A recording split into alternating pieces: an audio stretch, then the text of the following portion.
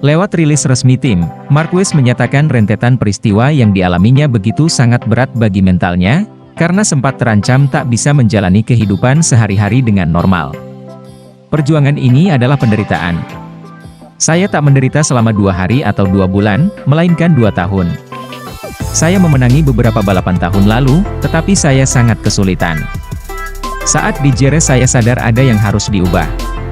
Ini berat untuk mental, bukan karena saya tak bisa balapan, melainkan karena saya selalu meragukan lengan saya. Saya tak mau operasi lagi, tetapi saya yakin kali ini bakal bagus.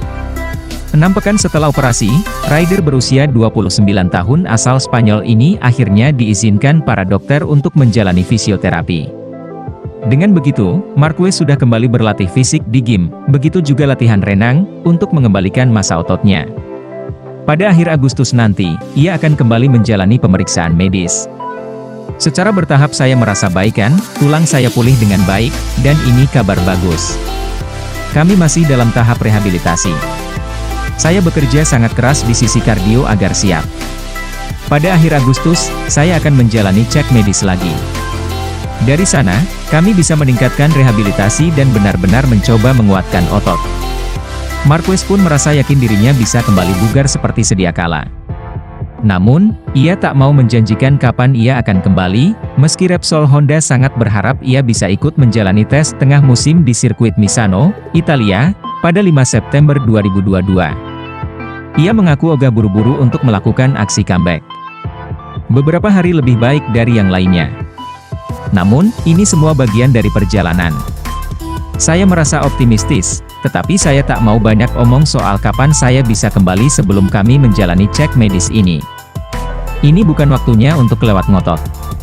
Saya sudah menunggu sangat lama demi merasakan sensasi ini.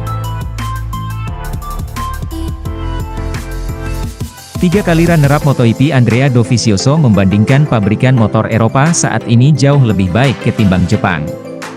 Sudah jelas, dan bukan hanya sekarang saja. Saya kira dalam 5 atau 6 tahun terakhir mulai terlihat perbedaan. Struktur pabrikan Eropa sepenuhnya berbeda jika dibandingkan dengan Jepang. Seberapa keras mereka mendorong, seberapa besar risiko yang mereka ambil, jelas jauh berbeda dengan pabrikan Jepang. Itu sepenuhnya mengubah MotoGP, sudah dapat dipastikan. Namun, bukan hanya musim ini saja. Basis pabrikan Jepang memang jauh lebih baik, karenanya mereka sering juara dunia. Tapi itu tidak cukup. Anda memerlukan paket yang komplit. Andrea Dovizioso mengatakan pabrikan Jepang harus bisa mengubah mentalitas dan cara kerja mereka agar bisa mengejar ketertinggalan dari brand Eropa. Pasalnya, saat ini Ducati dan Aprilia mulai menunjukkan kekuatannya. Sedangkan Yamaha dan Honda terlihat alami penurunan dengan hanya 1 pembalap saja yang mampu mengendalikan motor mereka. Saya tidak bisa mengubah cara kerja seperti yang saya inginkan untuk mencoba mengubah situasi. Tapi ketika Anda berbicara dengan mereka dan melakukan banyak pertemuan, Anda akan mengerti. Baiklah, ini tentang mentalitas, itu merupakan karakteristik dari pabrikan. Anda bisa berdamai dengan itu dan Anda juga tidak bisa sepakat dengan itu. Dari sudut pandang saya, pabrikan Eropa sekarang menunjukkan seberapa bagus mereka karena bekerja dengan cara yang berbeda. Terlepas dari itu semua, struktur tim dan apa yang ada di pabrikan berbeda. Pabrikan Jepang meraih banyak kemenangan, mereka memiliki sejarah bagus, tapi untuk saat ini perkembangan motor Eropa adalah yang terbaik di kelasnya. Saya pikir kuncinya adalah mentalitas, bukan keterbatasan. Pastinya selalu ada banyak hal yang memainkan peran kunci. Salah jika mengatakan, seharusnya itu yang Anda lakukan. Juara dunia Enduro 5 kali, Ivan Cervantes, membandingkan Fabio Quartararo dan Marc Marquez.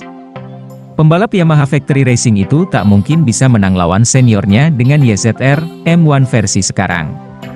Pria 40 tahun tersebut mengungkapkan kekaguman terhadap kiprah Quartararo, serta gaya balapnya. Saya sangat suka Quartararo sekarang, karena gayanya. Dia tidak punya motor terbaik, dia bukan yang paling cepat, dan dia di depan, memimpin kejuaraan dunia. Dia yang paling mengebut. Bukan berarti bahwa dia tidak mengambil foto di grid dengan Aleix Espargaro. Di sini, pekerjaan dinilai. Pada Sabtu, saya selalu kagum dengan latihan bebas, di mana 15 teratas berjarak kurang dari 0,7 detik. Di sini, setiap orang melebihi batas dan itu kenapa saya memberi nilai spesial pada Quartararo. Marquez saat ini sedang absen demi pemulihan bekas operasi humerus kanan. Pembalap Repsol Honda bakal kembali mengaspal di bagian akhir musim. Cervantes yakin kompatriotnya akan kembali dengan penampilan seperti sebelumnya. Marquez akan selalu seperti dia sebelumnya ketika kembali dan akan satu langkah di depan. Yamaha harus melakukan sesuatu dengan motor, karena Quartararo akan perlu motor lebih baik pada hari di mana Marquez kembali. Dengan motor miliknya sekarang, dia tidak akan bisa menghentikan Marquez. Itu tadi informasi tentang MotoGP pada kali ini. Jika kalian menyukai informasi mengenai MotoGP, jangan lupa like, komen, dan subscribe channel ini.